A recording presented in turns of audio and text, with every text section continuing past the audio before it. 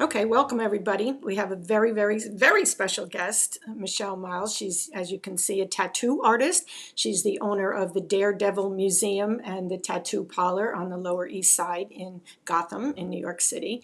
And as we'll talk a little bit later, she's also an author now. So I've been pursuing Michelle gently for some time. To have her on the show. So when this airs, it'll be in February. So I'm going to toast to you, Michelle, and will be our 6th anniversary, going into our 6th year with the Ladies Who Lunch Conversations. So I appreciate that. So I have to tell first everybody how we met up. So it was in the before times. And when I was writing for the Examiner, so I was doing food and drink, and we had been invited by Sailor Jerry folks to come down and, try the different drinks with Sailor Jerry. And I guess the connection between sailors and tattoos was supposedly very obvious. So down we went, and my husband Bill, who is our Marty Scorsese here, so we went and we got the tour of the museum. I had no idea how interesting and fascinating that all was.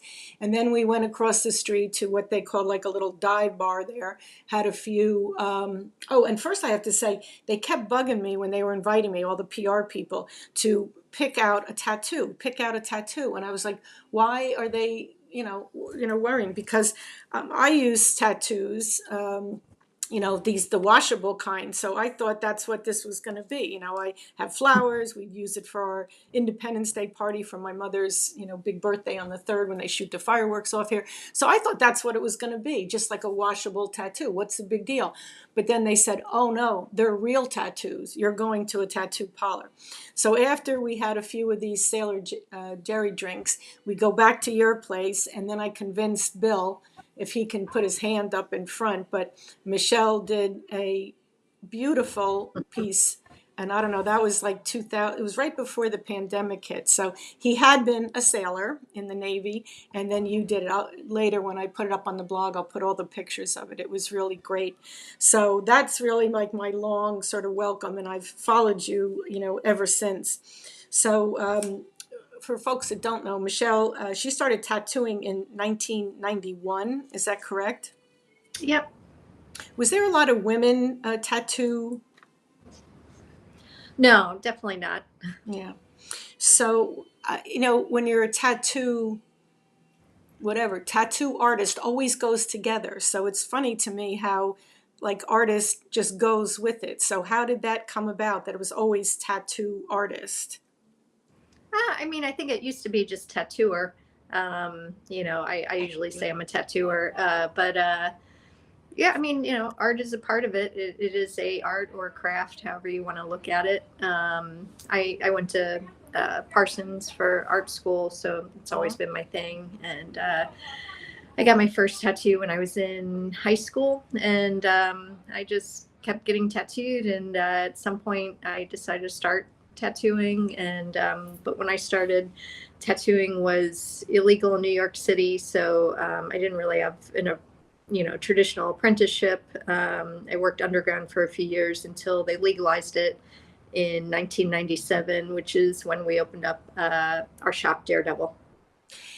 It seems remarkable, and I think for those who don't live in Gotham or New York City, they would think, that's a crazy, city where everything goes and all kinds of, vile things happen. So that it would surprise them that tattoos were illegal until 1997. What made them legalize it? Nobody really knows why it was banned. The official reason, they blamed it on a hepatitis outbreak. Some people also think it was around the time of the New York World's Fair, so they kind of wanted to clean up the city. And part of the reason it stayed illegal for so long was because the ban was completely unenforced. It was a health code violation. It wasn't a criminal offense. So none of the tattooers I knew wanted it to be legalized because it kept all of our competition out, basically. So when I heard it was going to be legal, I was like, oh no, now I have to open a tattoo shop. And I've known my business partner since high school, and he's a tattooer, and he was always like, oh, if they legalize it, let's open a shop. And so that was what we did. Did you find the shop where you have quite readily? Or did you, I mean, you seem This so isn't prepared.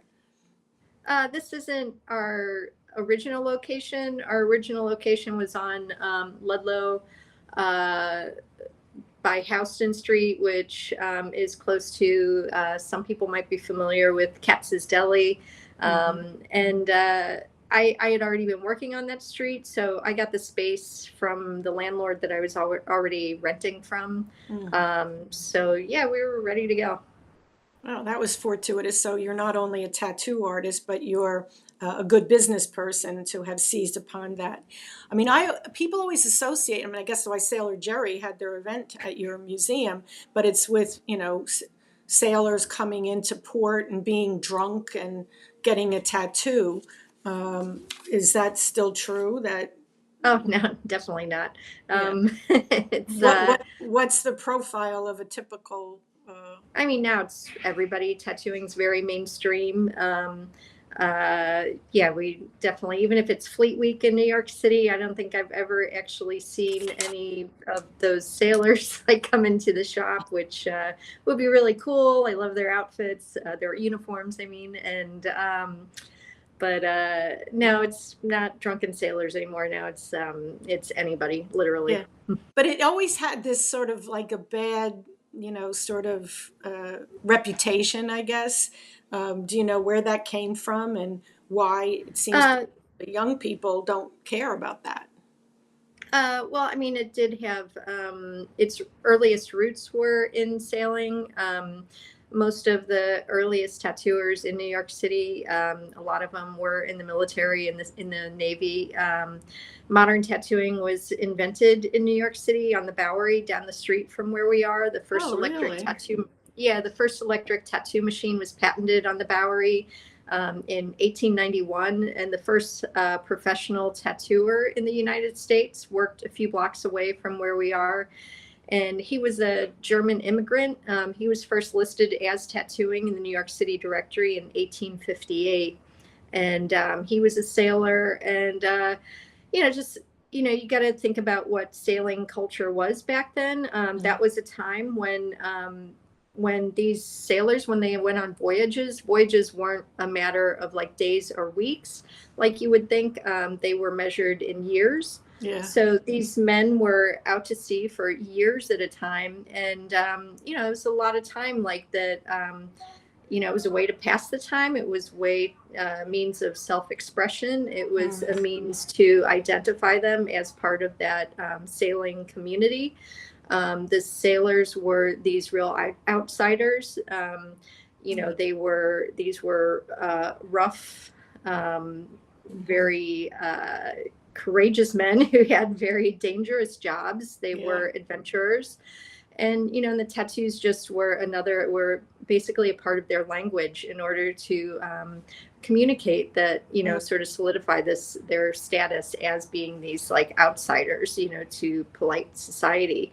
Yeah. And, and so when these tattooers came ashore, some of them, like Martin Hildebrandt, the first professional tattooer, he, started working close to the docks and everything. That was a big part of his business. And so that's part of, that's basically why tattooing has that association, with Is the sailors. that the first one? That he was the first professional, that Martin Hillebrand? Yep. Yeah. I love that you bring such scholarship to all of tattooing. And I don't think people realize that. They see it, yes, as self-expression, but I'm going to come back to that because I want to, talk about your book thing. But when you learned how to do it, I mean, now we know you're a professional artist also with Parsons. Is that why you came to New York to pursue an art career?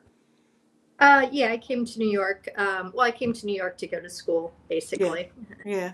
And when you started tattooing, I'm guessing there were no schools for that, but did you have an apprenticeship or how did you learn how to? No, tattooing was illegal, so I didn't have a traditional apprenticeship. I pretty much like fumbled along the first couple of years. Eventually, I got a job at a legal street shop in Jersey, and that really was a very busy shop, and that really taught me more about tattooing than Mm, anything else. Was just working 8 hours a day, right. tattooing, helped me out. I was curious that, like when you do the tattoos, is there a difference in young skin, old skin, dark skin, light skin? Oh yeah, there's a giant difference. Ah, In fact, I've been tattooing for I guess 30 you know 30, years. 30 something years now, and You look like a so teenager, though. no, no.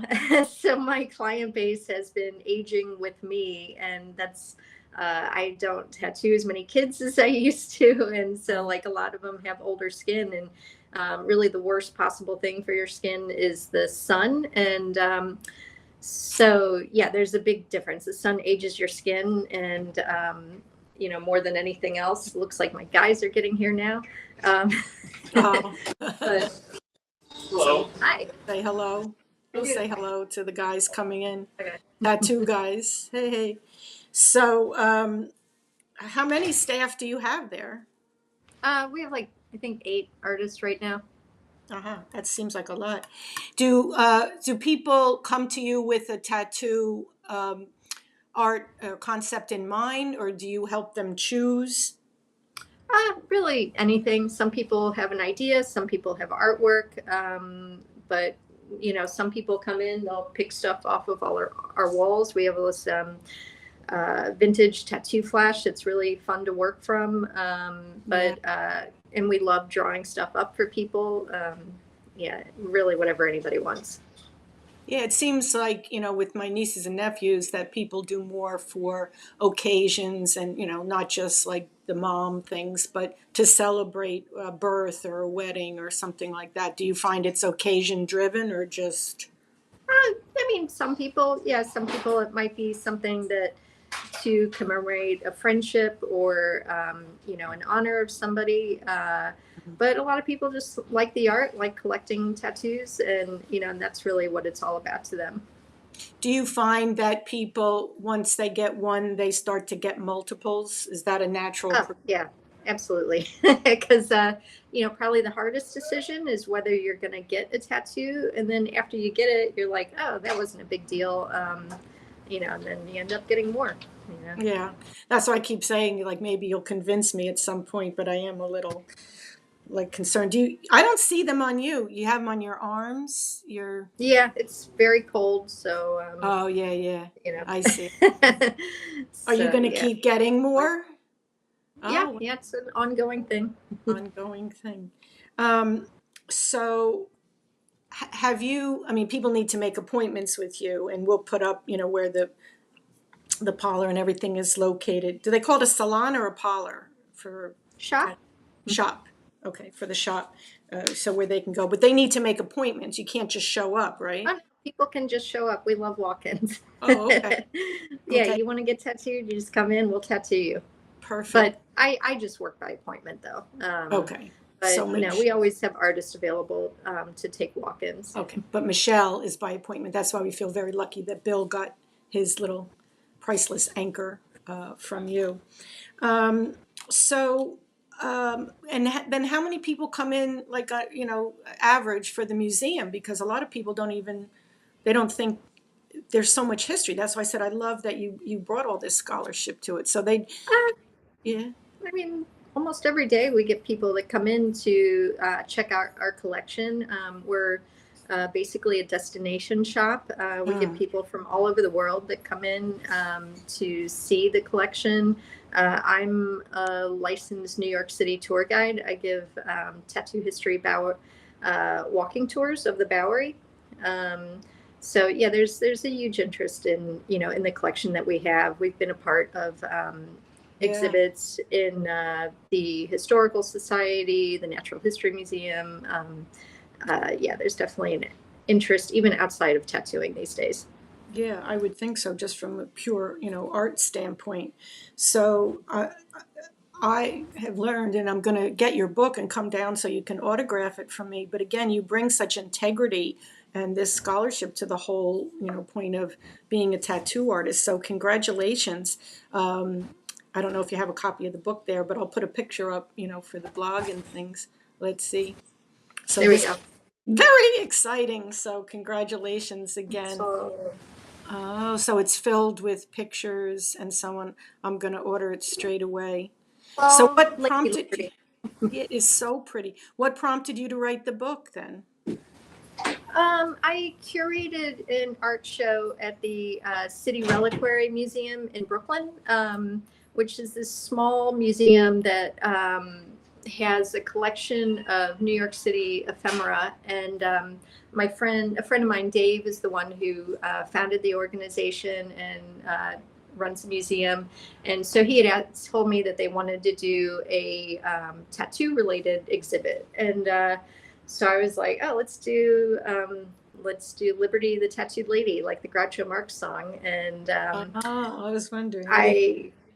yeah, it gave me an excuse to kind of visit a bunch of my friends who are tattoo collectors, people who collect ephemera like we do, artwork. And so I think it's like 50 pieces or so. And their museum, they actually have a huge collection of Statue of Liberty, figures. She's kind of the mascot for their museum. And so it was a really cool tie-in. And so the book is a catalog for the show. And I'm pretty excited because now the book is being carried at the Statue of Liberty gift shop, Hey, which is really excellent. cool. Cheers to you. You're continuing to um, pioneer things here. And then I read also that it won the 2024 American Graphic Design Awards. Yeah, we're really excited about that. So the book came together really well. It was a really fun project. And for me, I kind of feel like it was sort of like a practice book because I have been working on a book about New York City tattoo history. That one's very research intensive and it's a lot of writing and everything, whereas this one was pretty much all images. So it was really cool to have that to kind of help teach me about, what's involved with Yeah. publishing a book, because this book is self-published. Okay, I was going to ask you who published it. You called it a preface book? No, I said a practice book. Oh, Because practice. Okay. I Most people the don't get other to practice, yes.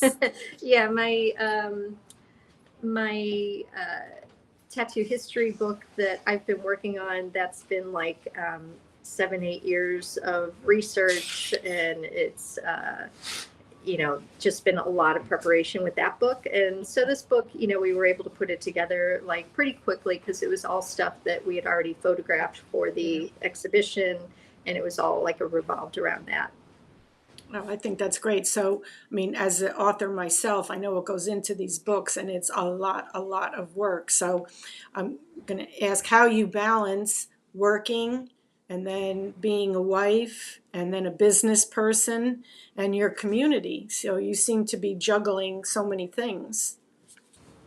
Yeah, I mean, it's the history is really a passion for me, and just with us having the museum here, it's really cool to be able to share that with not just the tattoo community, but also the general public. Right. And, along with tattooing, I have a real passion for New York City and New York City's history. And so the two like really tie in together for me. And, and so this book and the next book are a way to like bring those two things together and share them with other people. That's fantastic. And I think it's so unique. Oh my gosh. I don't know of any other, piece of work like that you're doing. Did you ever think, Yeah, I'm kind of surprised nobody else has done it. I know. That's like the aha for me when I was like doing some fast research for you. I was like, wow, the book. And then this is just so special, so unique. I mean, when you were coming, I mean, tattoos are a very intimate experience. So I'm wondering when you've done them in the past, and your research too, like who inspired you and who still inspires you or who influenced you? You probably wouldn't know who any of them are. They're mostly a bunch of tattooers. Just a lot of the historic tattooers are really where I get my inspiration from. As far as I'd say also if I'd have to name like an author that has inspired me, it'd be Eric Larson, because I love the way Oh, that he writes history. I do too. Um, Yeah. because I like that he does all this research, and it's all like everything is based off of something, even the dialogue in his books and everything. But he tells it in such an interesting narrative way. And so he might be my inspiration for as far as like the history stuff goes. For the history. I'm writing a novel now, which is different from my other books. And I love the research so much, but you start to go down that rabbit hole, and then you're Oh like, yeah, so much time it's is a gone. lot to organize. Yeah, what am I doing? Where am I again?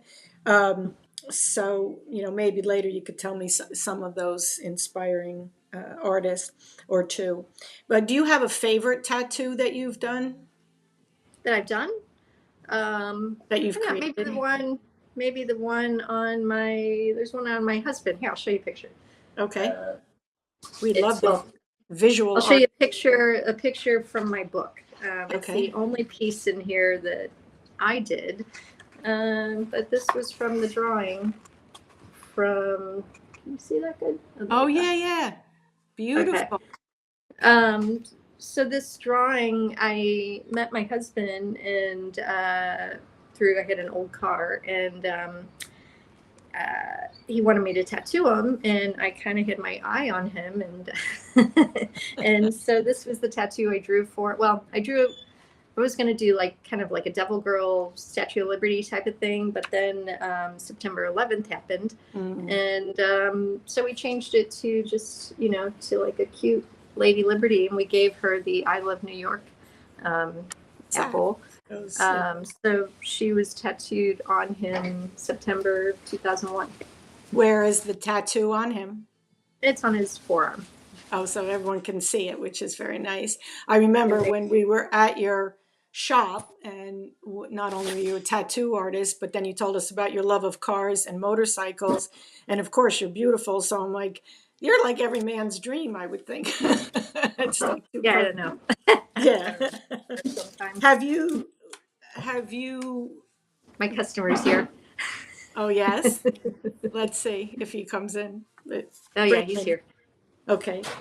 So have there been any like famous people that you can name that you've done? Boy George, Oh, really? Whoopi Goldberg, Oh, we love Whoopi. Yeah, that's uh, fun. Joan Jett. Oh, wow. I saw her in concert. Yeah. Yeah, she's awesome. Love her. I've tattooed her. Didn't think I first tattooed her 27 years ago. Yeah. No, They're it might have been more than that. Yeah, a long time ago. Many years. I did all her tattoos. they're enduring. Oh, good for you. Congratulations. Have you ever thought of like a weird tattoo, like somebody came to you and you said, that's just a line I can't cross? Nah, it has to be. I mean, most people, I'd say, get the tattoo they deserve. That's a good one. Um, So, how do I was talking about your balance before, like what you do with your community or, your family, how do and how do you relax? I mean, you're on the go and doing all these projects. I know. I think I relax by doing research. Mm. Probably the hardest thing to balance right now is my dog family. I have a 16-year-old dog with a not great bladder. Oh, oh, yeah, that happens. I know you love the Lower East Side so much. Are you involved in any, community efforts or programs? I mean, the neighborhood's changed so much. I mean, I think we're a pretty big part of our community. Just we try to do like some tattoo specials that can really make the shop accessible to anybody. I mean, I know tattoos are expensive now, so we do specials that really try to be inclusive to just that anybody can come in here to get tattooed. They don't need to have a lot of money, if they wait Mm. around for one of those specials. Um, and I'm involved with like the Bowery Alliance of Neighbors, the City Reliquary, stuff like that, Mm. history centric stuff. Yeah, I think that's what's, makes it so, fascinating. Um, if you were advising a young woman today who said, I love tattoos. I have no less than a dozen, and I want to go into this. What would you do or tell her? And then as a follow-up, have you considered or have you done like master classes? Oh God, no. No, I would say I don't recommend anyone get into tattooing. It's the business has changed a lot, and there's no health care, no retirement plan, Mm, and once your hands give out, you're done.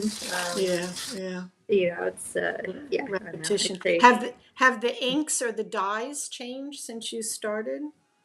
they've gotten better. You know, Mhm. but basically same sort of thing.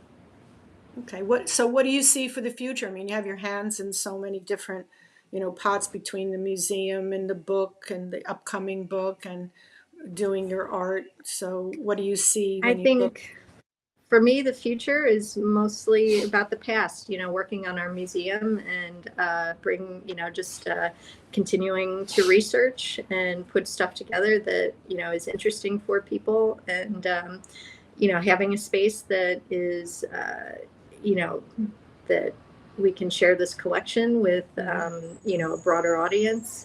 So that's, really where my focus is. Excellent, excellent. It's a very noble one also. So, one last question from me is that I ask all the ladies is, do you have a favorite cocktail? I don't drink, but matcha. Matcha tea? Yeah, matcha latte. Yeah, that's my favorite Matcha drink. latte. Yeah, that's one of my Yeah. favorites also. So, you never went in for any of the non-alcoholic or any of those? Yeah, I definitely I like a fancy non-alcoholic cocktail. I'm so happy that there's more of those now on I menus. know. Me Yeah, those are all good, but I think my favorite is definitely matcha. I'm with you on that. It is, I agree with you. And we just interviewed a couple months ago, April from Cheeky Cocktails, and she's a Brooklynite, but she has all these mixes that make the non-alcoholic. And she's sort of coined the term like halvesies or, totally non-alcoholic. But I think people are, really embracing it because of the taste, that goes Yeah, with, yeah, so I'm all definitely. for that. So is there anything I didn't ask you that you wanted to share with folks? I don't know. Just come in, get tattooed. We will. And I'm going to put up let me see here. I'm going to put up your Instagram, which is like so interesting. So people can see it's Daredevil Michelle. I don't know why it didn't Yep. like, pan out Uh-oh. like the whole way, but they'll be able to see that. And then I'll put up your location and all of that, and we'll put it up on the YouTube and put it on the Garden Glamour blog. So I thank you for your time and for all of your great work. It's just so fascinating to learn about the history, which informs the present tattoo art. And I'll be down with my book for you to sign. All right. Yeah, definitely. I can't wait for you to see it. And the City Reliquary show is up until March 15th. And if you haven't been to the City Reliquary, I definitely recommend you check it out. Anyone, especially who likes New York City history, because it's a tiny museum, but it's jam packed with New York City stuff. And it's a really interesting, place. And I love they're that. only open on the weekends, Saturday, Sunday, 12 to 6. It's a small organization, all volunteers, but yeah, people should go check it out while the show's still up, especially. Till March 15th, you say. Where is it? It's in Williamsburg, Brooklyn on Metropolitan. I think it's 370 Metropolitan. Gotcha. All right. So I'll research that and then put. Really cool museum. Very cool. Well, thank you very much, Michelle. I wish All you right. Thanks for having me. continued success. Ciao. Thanks. Bye bye, Bye. everybody. Bye.